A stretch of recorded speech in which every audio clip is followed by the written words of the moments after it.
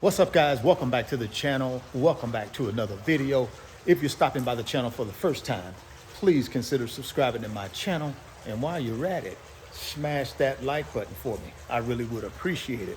Also, hit that post notification bell so that you're notified every time I upload a new video. If you want 3 free stocks from Webull, guys, you got to click on that link down in the description box of the video. Webull's going to give you 3 free stocks for just trying out their brokerage app. So if you're interested in that, click on that link down in the description box.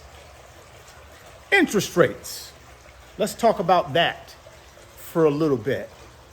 Now, it's widely expected that the Federal Reserve will decrease short-term interest rates, aka Fed funds rate, 3 times in 2024. How do I know that? It's found in the Fed's meeting minutes. So if you go out online, pull up the Fed meeting minutes, you'll see it.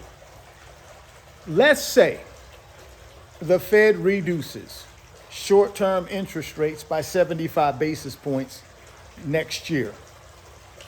So we go from the current Fed funds rate of 5.5% down to 4.75%. What does that mean for the housing market, for home loan rates, mortgage rates? What does it mean for car loan rates? What does that mean for credit card rates? And what does that mean for your savings account rates? Let's talk about it.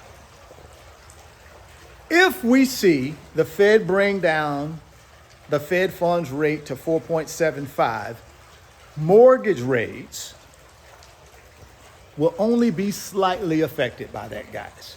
Right now, the current mortgage rates are around 7.2%. If we see 75 basis point drop in the Fed funds rate in 24, you'll probably only see mortgage rates get down to the low 6% range.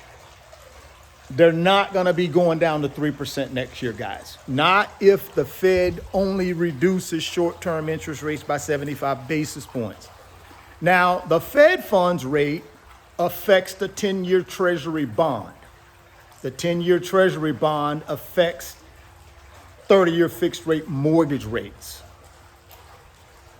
A 75 basis point drop is not going to be a big enough drop in order to bring mortgage rates from 7.2% down to 3%. That's not going to happen. It will bring it down to somewhere in the 6% range or a little bit higher. So for you folks out there who are looking to buy a home or refinance a home, that's what you can look forward to in 2024.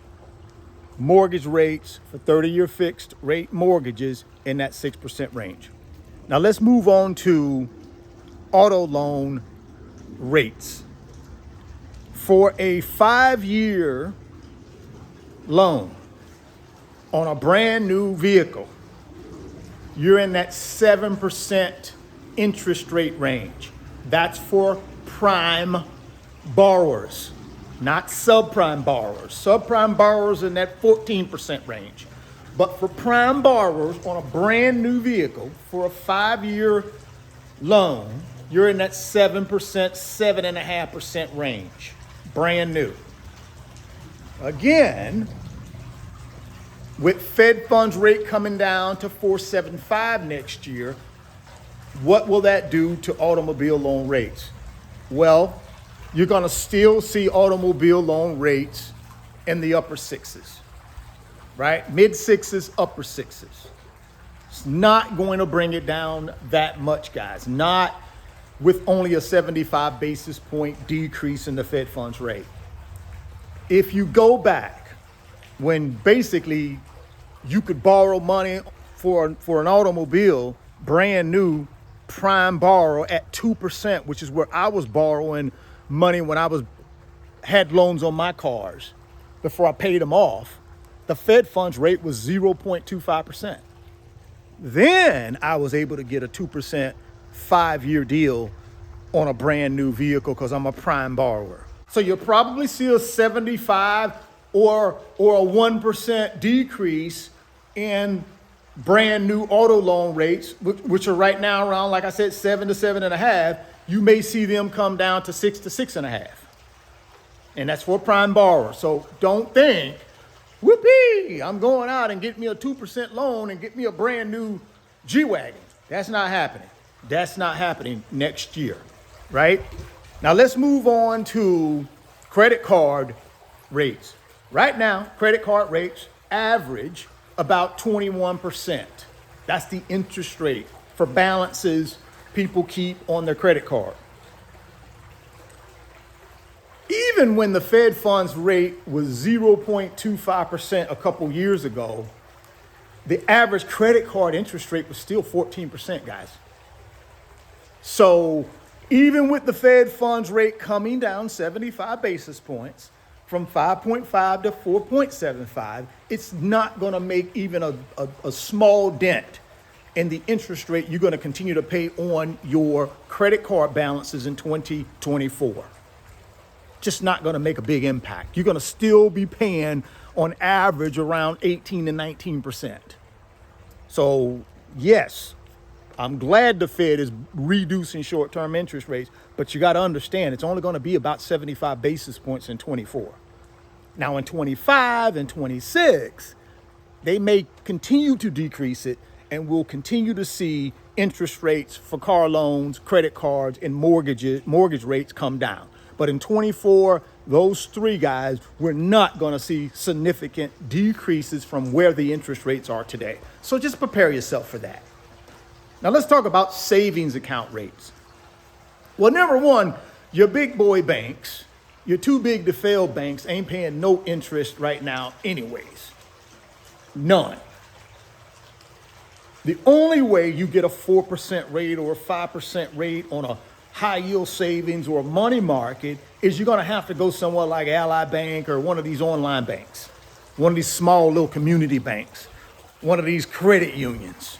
You're not going to get that from Bank of America, Wells Fargo, JP Morgan Chase, Citibank, US Bank. You ain't going to get none of that. They're just not going to have it. So you also got to understand when banks take in your deposits, they're able to do what? Take those deposits and lend them out. So even though a bank is giving you, let's say they're giving you a 4% money market rate on your deposits, they're going to then take your deposits and lend those deposits out to somebody at 7%. So even though they're giving you 4%, like I said, not the big boy banks, these little small banks and these online banks, they give you 4%, but then they turn around and lend that money out at 7 or 8 or 9 or 10%. So they're making a huge spread on the money that you deposit in their banks. Now here's the deal.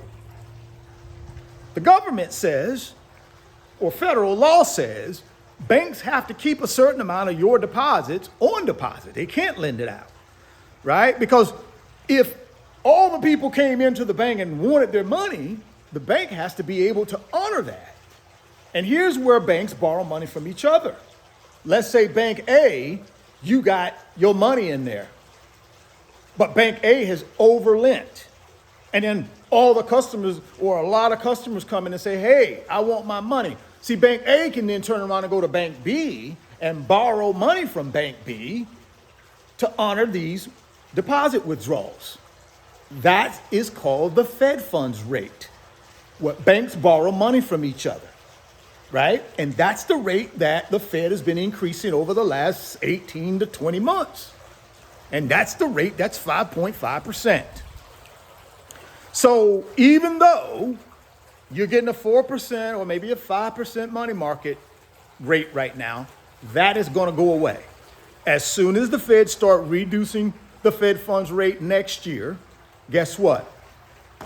That rate's going down. So if it goes down by 75 basis points next year, your money market rate that you're getting a 4 or 5% will probably go down to 3%, 3.25%, 3.5%, something like that. Me personally, I'd rather have my money in the market chasing a 10 or 15% return. And that's what I did in 2023, while a lot of y'all kept y'all money at the bank, getting a 4% interest rate online. I put my money in the S&P 500 and got a 20% rate of return. I'm gonna do the same thing in 24. I'm gonna do the same thing in 24. I believe I'll get a better rate of return in the market than I will in a money market, but that's just me. You gotta figure out what's right for you and your financial pathway. You gotta figure out what's right for you and your financial freedom.